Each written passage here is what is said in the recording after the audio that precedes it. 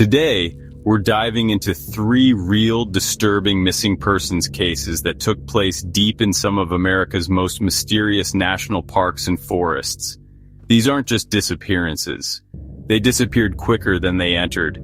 They are riddles carved into the wilderness, and none of them have been solved. So sit back, because these stories don't end where you think they do. There are places in this world where the trees grow too close together, where the air changes without warning, and where silence speaks louder than words. In these wild places, people go missing, not because they want to, but because something out there is watching, waiting, and when it's ready, it takes them. Henry Dalton was 52 years old, a former Army medic turned small-town fishing guide. He lived a quiet life in Meeker, Colorado, right at the edge of the White River National Forest. On July 6, 2020, Henry packed up his gear, left his golden retriever with a friend, and drove up to Trappers Lake. It was a solo trip, something he did every year. He told his wife he'd be back in 2 days. Witnesses saw Henry the next morning around 7:30 a.m., walking along the Flat Tops trailhead.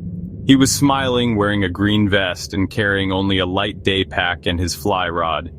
He never returned. When he missed check-in, authorities launched a full search on July 8th. The area was rugged. Glacial valleys, steep cliffs, dense spruce and fir trees, and sudden drops in elevation.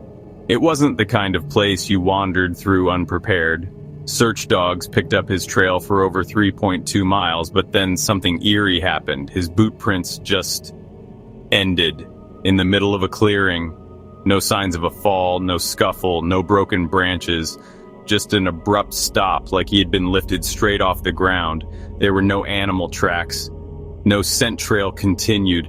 Locals whispered about the lights in the sky they saw the night after he vanished. Others brought up stories of a creature that walked silently in those woods. One hiker reported hearing deep breathing and heavy 2-footed steps that followed him down the trail at night.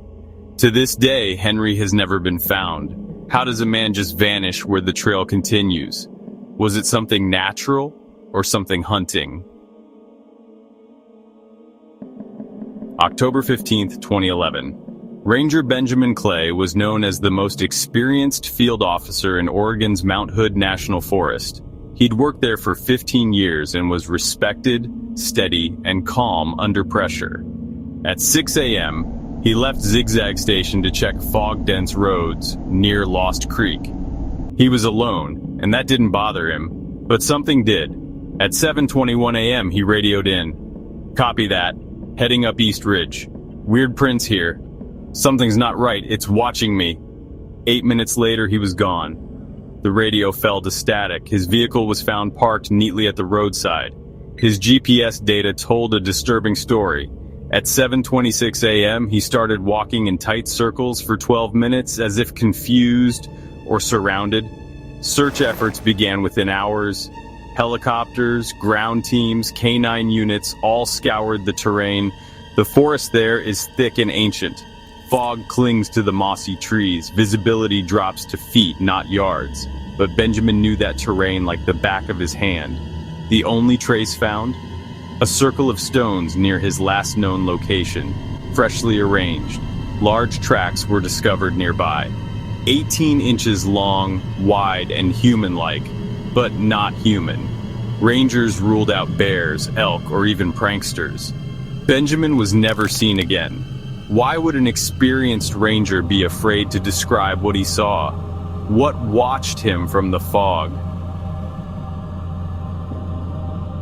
17-year-old Sophie Mercer was full of life, smart, adventurous, a talented photographer who loved remote hikes. On June 3, 2019, she joined 2 friends for a day hike through Zebra Slot Canyon, deep inside Utah's Grand Staircase Escalante National Monument. It was a perfect, clear day. By 11 a.m., the trio had entered the twisting sandstone maze, taking photos and laughing. At 11:43 a.m., Sophie told her friends to go ahead. She wanted to snap one last photo of the narrow canyon shadows. They obliged. Then came a sound her friends never forgot. Sophie's voice laughing, followed by a sharp scream that echoed through the rocks. When they ran back, she was gone. Slot canyons are strange. They twist and rise barely wide enough to squeeze through. One wrong turn can hide you forever. But the area where Sophie disappeared, no drops, no forks. A straight 300-foot section they had just walked. Search teams came with ropes, ladders, drones.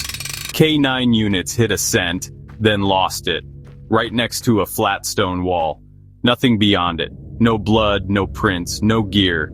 Then something stranger, 60 feet away, etched in a hidden alcove, was a petroglyph not listed on any maps depicting a tall, long-armed creature with massive eyes and clawed feet. Local Navajo elders later identified it as a sandwalker, a spirit said to steal people who linger alone in sacred places. Sophie Mercer was never found. What made her scream? Could she have simply slipped into a crevice, or did the canyon open its mouth and take her? 3 different forests, 3 different terrains, 3 people who vanished as if reality itself rejected their presence. Could the answers lie in the weather, human error, or is there something more ancient and far more dangerous living in our national parks? Which theory do you believe? Could these be connected? What do you think really happened? If you enjoy real missing persons cases, unsolved mysteries, and the strangest disappearances in the wild, subscribe to Fourth Dimension and don't forget to check the shadows next time you're in the woods.